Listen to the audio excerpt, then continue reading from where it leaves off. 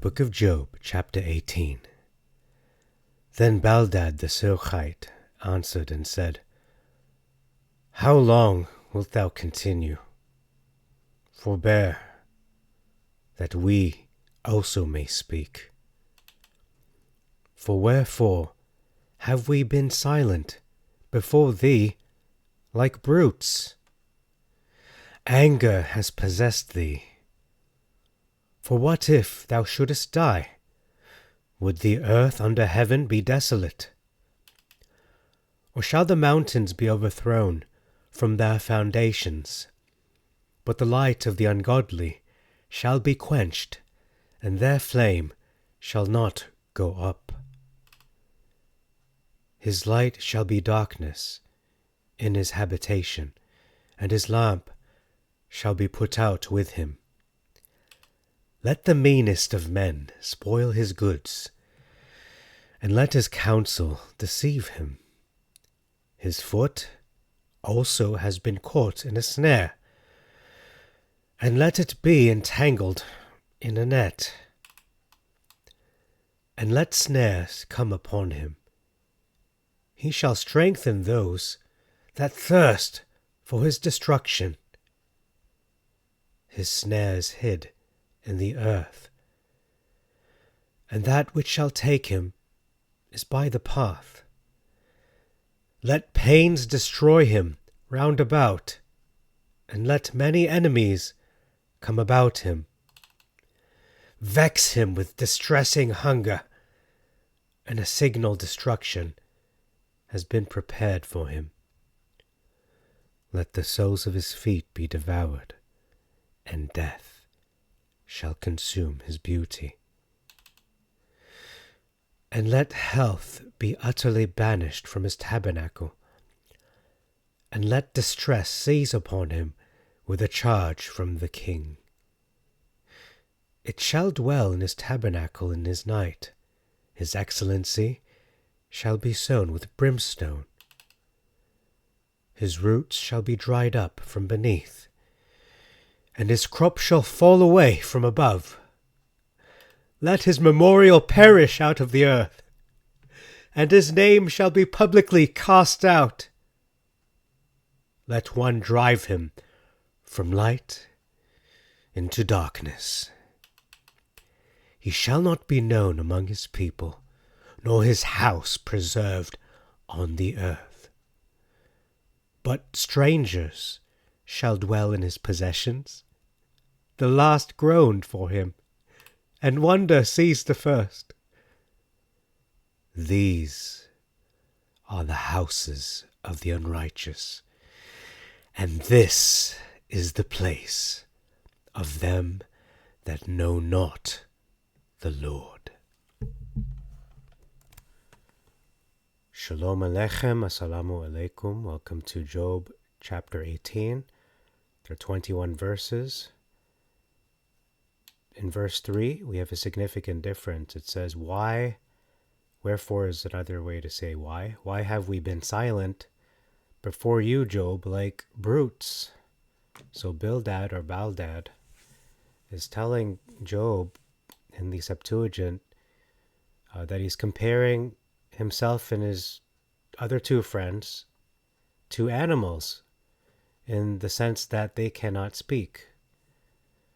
Whereas in the Masoretic, he says, Wherefore, why are we counted as beasts, reputed vile in your sight? So we are compared to beasts because they are vile, they are disgusting in Job's eyes.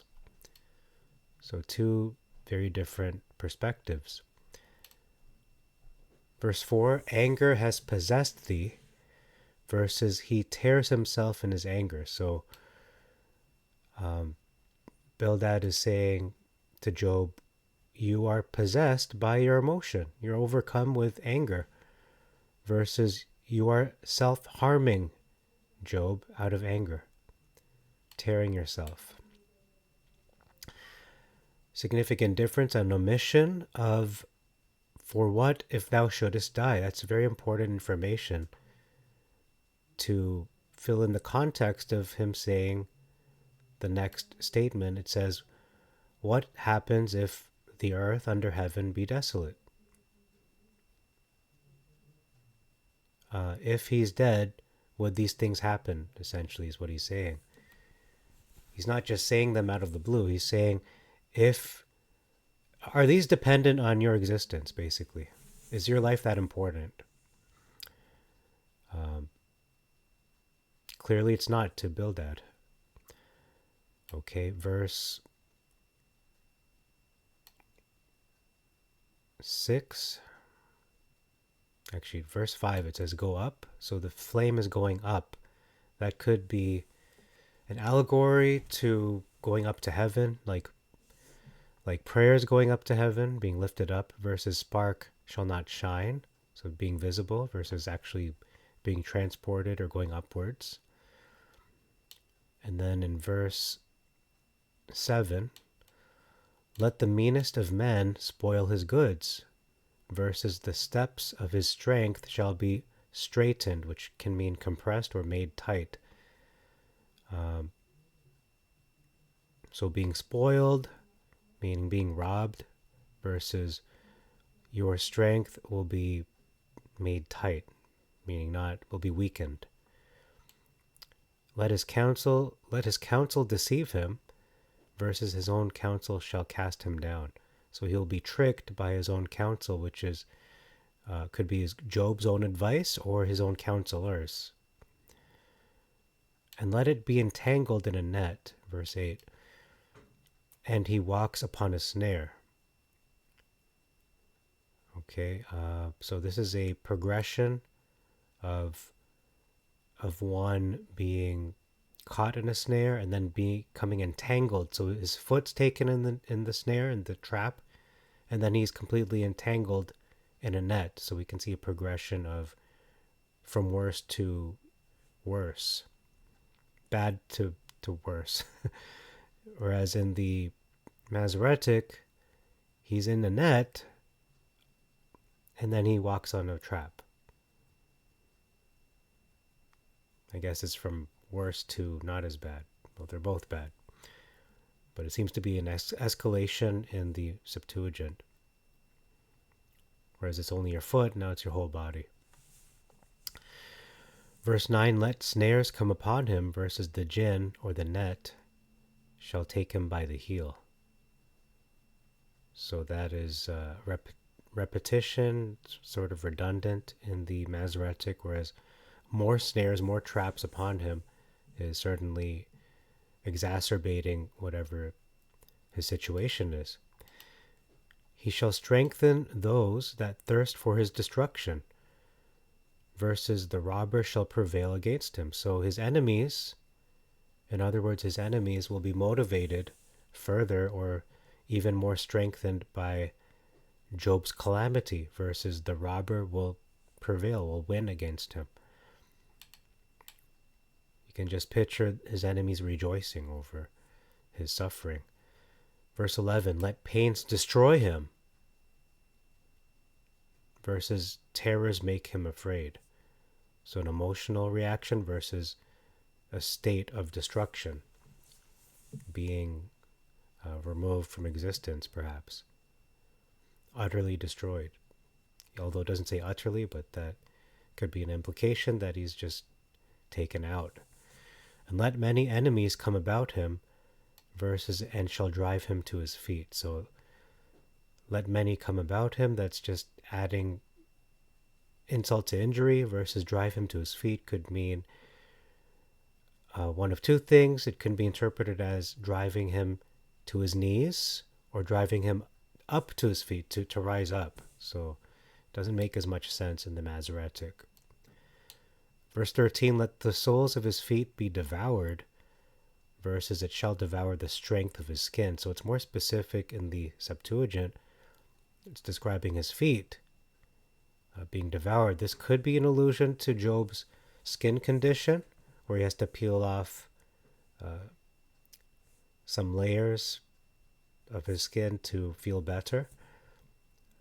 Or it could be just a general vague statement. I'm not sure. But in the footnote of the hard copy of the Brenton Septuagint, it reads branches, which doesn't really make sense.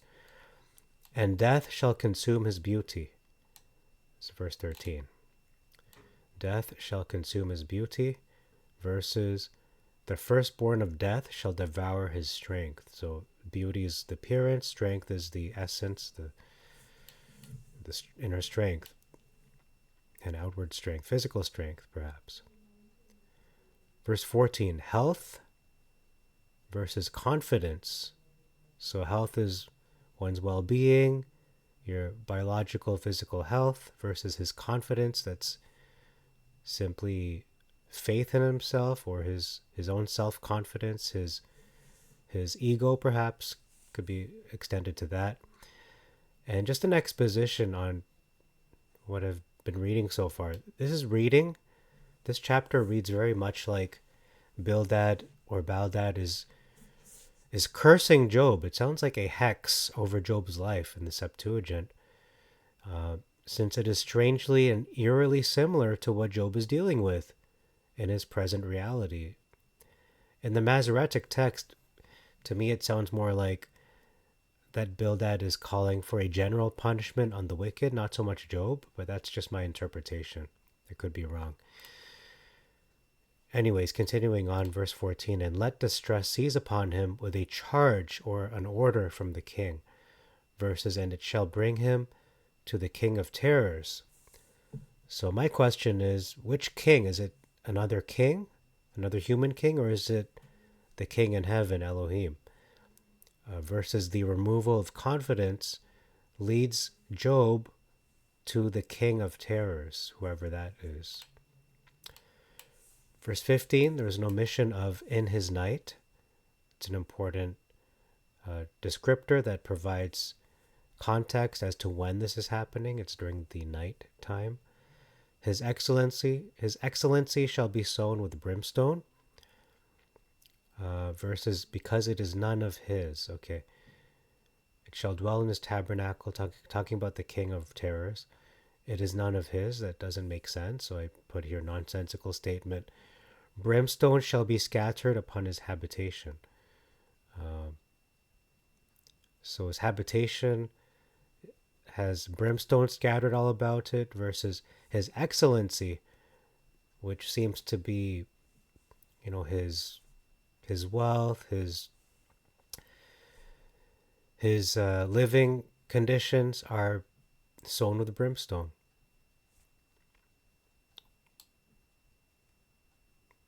Doesn't seem to be glamorous. It's not a good thing. Verse 16, his crop shall fall away from above, verses, and above shall his branch be cut off. So his branch could be his descendants. Crop seems to be food. His food supply. Verse 17, and his name shall be publicly cast out, verses, and he shall have no name in the street. So in the Septuagint, he is excommunicated, he's shunned or put out of the community, eventually leading to exile by all the community, publicly done, by the way, versus having no reputation in the streets specifically. So it seems to be much harsher in the Septuagint. A more harsher decree, a harsher curse on Job. Verse 18, an addition of, and chased out of the world. Verse 19, he shall not be known among his people. Versus, he shall neither have son nor nephew among his people. So it's much harsher in the Masoretic this time. You don't have any kids. And we know, well, Job's children were taken out, weren't they? At the beginning of the story in chapter 1. Nor is house preserved on the earth, versus nor any remaining in his dwelling. So in the Septuagint, his lineage is removed from existence, which again, that happened. He has no more kids, no sons or daughters, versus simply having an empty house. So it's much harsher in the Septuagint, once again. Actually, it's reflecting what happened in the story. It's not just being harsh for no reason. It's describing, Job, this is your situation. I'm talking about you, Job. That's what, if you haven't If you haven't taken a hint, if you can't take a hint, Job, I'm talking about you. So I'm going to call this video Bildad Curses Job. Verse 20, an omission of, but strangers shall dwell in his possession. So it's not simply that his household will not exist anymore, but even strangers are going to they're going to repossess your land, your house, your goods. They're going to take over. The last groan for him, and wonder seized the first. Verses, they that come after him shall be astonished at his day. Devastate, okay, stupefied. As they that went before were affrighted. So let's try to make sense of this. Those who saw him at first, who saw Job, were in wonder, and then towards the end, those who passed by the second time were groaning for him. So yeah, it was getting worse for Job. They were wondering what's happening to you, and then they're really, oh, we're groaning for you. Versus the first, those who passed by at the first glance, they were frightened at Job's appearance, and then in the second, passing by the second time, they were astonished. So meaning his end was worse in the Septuagint, which is true. It's progressively, it's escalating, getting worse for Job. Whereas in the Masoretic, it's saying he started out worse and was slightly better, but not as fearful, merely astonishing for whatever reason. Perhaps they're dumbfounded. That could be a better rendering. They're dumbfounded. And since Bildad did not mean to make Job's situation improved, he doesn't want to improve Job's situation by his statements or by his presence, it seems. So, yeah, I'm not sure why I said that, but I have to reflect on why I wrote that. Okay, what I was trying to say here is that Bildad did not want to make Job's situation improve. It was not. We can see clearly he's not doing anything or saying anything to cheer him up. So when he says here, at first we wondered, and then we groaned for you later on, those reactions are not helping. They're not helpful, whether it's the Masoretic or the Septuagint. So in the Masoretic, they were afraid, or I should say, yeah, they were afraid at first, and then at the last they were astonished.